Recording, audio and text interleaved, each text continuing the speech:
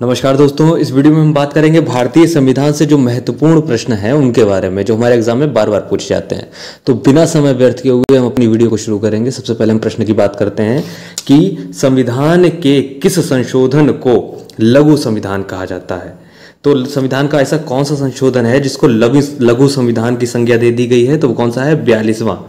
42वां संविधान संशोधन को लघु संविधान संशोधन की संज्ञा दी गई है। इसके बाद हम बात करते हैं भारतीय संविधान का जनक किसको बोलते हैं। तो जनक हमारे हम सभी लोग जानते हैं डॉक्टर भीमराव अंबेडकर जी को जनक बोलते हैं। संविधान की कुंजी की अगर बात करते हैं कि कुंजी मतलब चाबी की अगर बात करते हैं तो क्या है वो? प्रस्तावना। क्या है?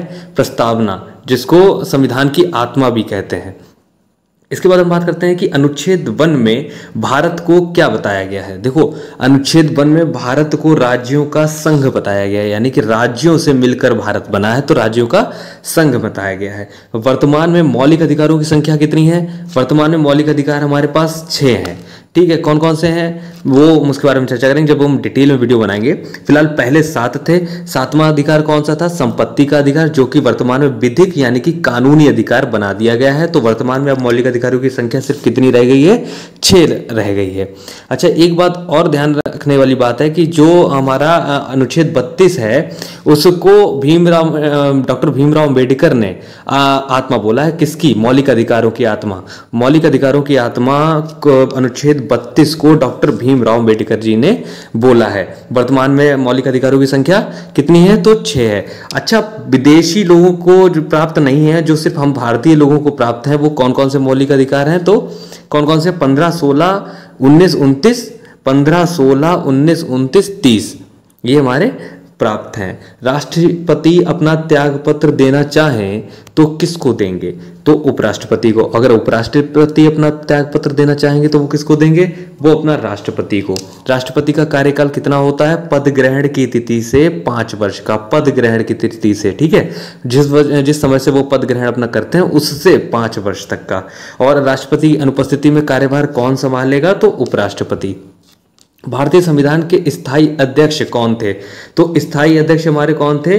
डॉक्टर राजेंद्र प्रसाद। और अस्थायी अध्यक्ष कौन थे? तो डॉक्टर, हाँ देखिए ये नेक्स्ट क्वेश्चन है कि डॉक्टर के भारतीय संविधान के स्थायी अध्यक्ष, यहाँ पे अस्थायी है, सॉरी यहाँ पे तो थोड़ा सा सही कर लीजिएगा।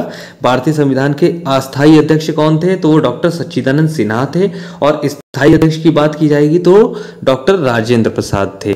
ठीक है, इसके बाद हम बात करते हैं हमारे देश में अब तक कितनी बार आपातकाल लग चुका है। तो हमारे देश में अब तक कितनी बार लगा है? 3 बार आपातकाल लग चुका है। इसके बाद संविधान के किस अनुच्छेद द्वारा अस्पृश्यता का अंत कर दिया गया? तो कौन सा है? अनुच्छेद 17 के द्वारा अस्पृश्यता का अंत कर दिया गया। ये क्वेश्चन इंपॉर्टेंट है और ये कई बार एग्जाम में रिपीट भी हो चुका है। तो संसद के 3 अंग कौन कौन से होते हैं? देखिए, संसद का राष्ट्रपति अभिन्न अंग होता है। और कितने अंग होते हैं? तो राज्यसभा, लोकसभा और राष्ट्रपति। संसद के 3 अभिन्न अंग होते हैं, राज्यसभा, लोकसभा और राष्ट्रपति। शून्यकाल का समय कब से कब तक का होता है? दो शून्यकाल का समय अगर बात करी जाएगी तो 12 से 1 बजे तक का, यानी कि 1 घंटे का समय शून्यकाल का समय कहलाता है।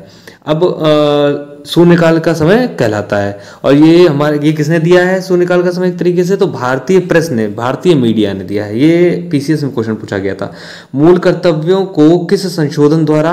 तो मूल कर्तव्यों को जो हमारा लघु संविधान है उसके द्वारा शामिल किया गया है। कौन सा लघु संविधान? अभी सबसे पहले प्रश्न की बात की थी जिसमें 42वां संविधान संशोधन है, जो कि उसके द्वारा मूल कर्तव्य को शामिल किया गया है। विश्व में किस देश का संविधान सबसे बड़ा और लिखित है? तो हमारे भारत देश का सबसे बड़ा और लिखित संविधान है। सबसे छोटा संविधान अमेरिका का है।